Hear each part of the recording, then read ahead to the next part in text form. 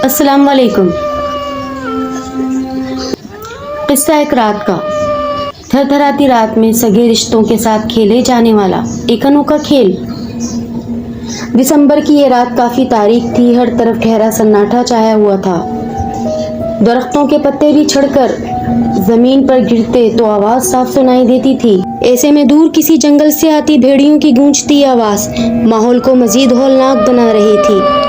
अब गांव की मेन सड़क की तरफ देखा जाए तो एक बड़ी सी सफेद गाड़ी अपने मुकर्रर रफ्तार से दौड़ रही थी कि अचानक उसके सामने बड़ी तेज रफ्तारी से एक कुत्ता गुजरा, जिसको बचाने की खातिर गाड़ी चलाता शख्स तवाज़ुन बरकरार न रख सका और गाड़ी सड़क पर वाक़े बूढ़े बरगद से जा टकराई। वो अभी संभल कर उठने की हिम्मत ही कर रहा था कि बरगद पर बैठे उल्लू की दिल चीर आवाज ने उसका दिल हिला दिया। ऐसे में उसने शीशे के पार सड़क पर कुत्ते की तलाश में नजर दौड़ाई तो वो भी गायब था।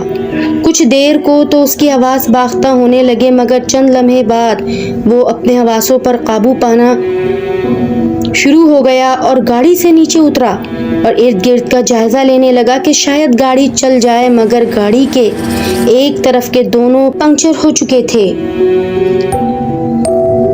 एक तो उसके पास गाड़ी की डिग्गी में दूसरे पहिए मौजूद नहीं थे और इस हौलनाक माहौल में रात ठहरना उसे पल पल मरने के मुतरादिफ लग रहा था। उसने गाड़ी को लॉक लगाकर पैदल चलना ही मुनासिब समझा। सारी उम्र इसी गांव में ही तो उसने गुजारी थी।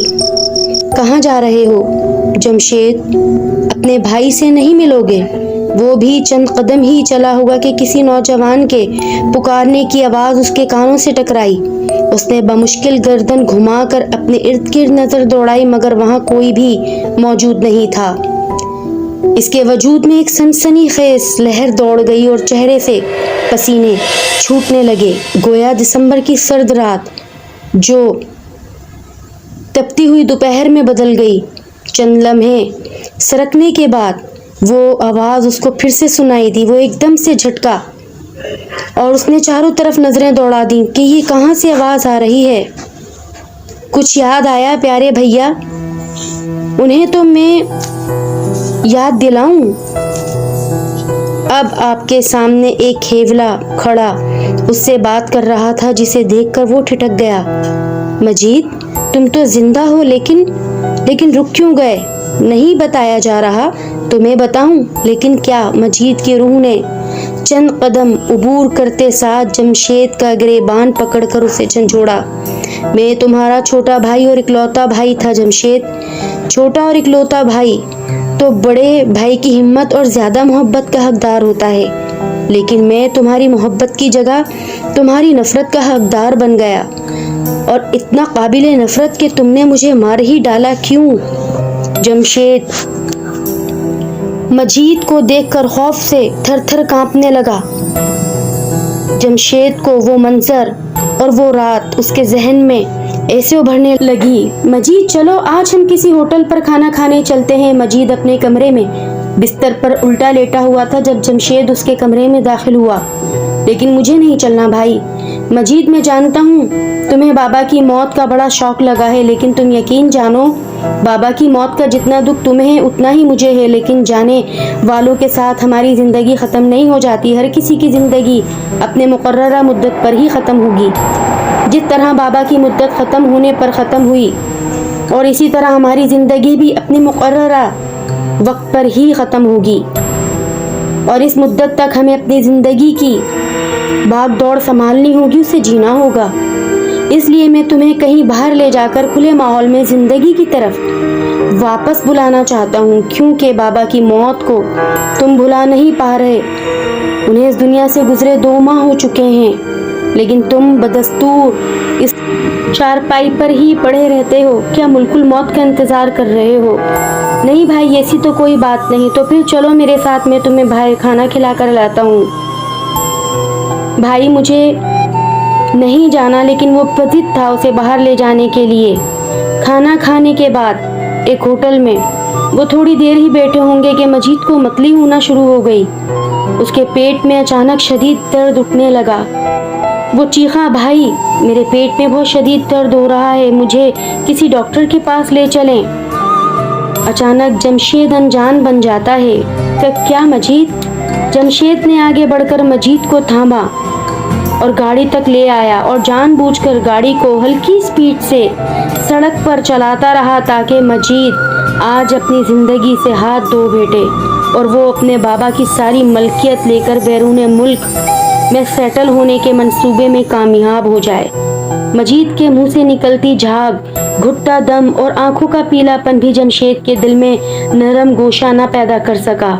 جنید تکلیف سے کرہاتا رہا, بار بار بھائی کو پکارتا رہا, لیکن جمشید لفظ بھائی کو اور اس کے جڑے اس رشتے سے ایسا نا آشنا ہو گیا کہ وہ اسے تکلیف میں دیکھ کر مانو ایک خوشی سی محسوس کر رہا تھا کہ اس کا منصوبہ کامیاب ہو چکا ہے. جب جمشید کو مکمل یقین ہو چلا کہ مجید اب چند پل ہی کا مہمان رہ گیا ہے, تبھی وہ اسے اسپتال لایا جہاں وہ کچھ ہی دیر میں دم توڑ گیا.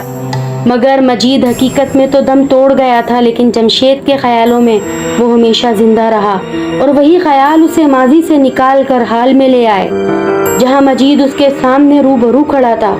تم ایک بار مجھ سے مانگ کر تو دیکھتے, کیا میں تمہیں وہ جائیداد نہ دیتا؟ میں نے کب تمہیں کچھ دینے سے انکار کیا تھا, لیکن تم نے مجھے کیوں مارا؟ وہ اپنے بھائی کو مسلسل جھنجھوڑ کر اس کے ضمیر سے سوالات کر رہا تھا. مجھے معاف کر دو مجید, مجھ سے بہت بڑی غلطی ہو گئی. جمشید کی زبان لڑکھڑا گئی.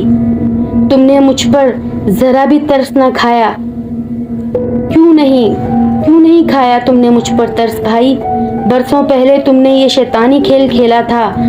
اگر آج میں یہ کھیلنا چاہوں تمہارے ساتھ وہی کھیل, تو کیا میں تمہیں معاف کروں گا؟ یہ کہتے کہتے مجید جمشید کے گلے میں دونوں باہیں ڈال کر اچانک اس کا گلا زور سے دبانے لگتا ہے اور جمشید کی آنکھوں کے گرد سائے مزید گہرے ہونے لگتے ہیں. اس کی چیخیں آسمان کو چھو رہی تھیں, اس کی آنکھوں میں اندھیرا سا چھا رہا تھا. وہ مسلسل اپنے ہاتھوں کو اس طرح دوسرے ہاتھوں سے چھڑانے کی کوشش کر رہا تھا, لیکن سامنے اسے اب مجید نظر نہیں آ رہا تھا اور نہ ہی اس کا سایہ. یہ ایک ایسا خوف تھا جو اس کے اوپر غالب آ چکا تھا اور دیکھتے ہی دیکھتے وہ اپنی سانسوں کو کھوتا جا رہا تھا. اس کی دل کی دھڑکن بند ہوتی جا رہی تھی, یہاں تک کہ اس کا خوف اس پر اتنا غالب آیا کہ وہ بھی موت کی آغوش میں چلا گیا. لسنرز, آپ کو میری یہ کہانی کیسی لگی؟ جاتے جاتے میرے چینل کو سبسکرائب کرنا نہ بھولیں, اسے لائک کمنٹ اور شیئر کریں. ملتے ہیں اپنی کسی نئی سٹوری یا کہانی کے ساتھ. تب تک اپنا بہت خیال رکھیں. اللہ حافظ.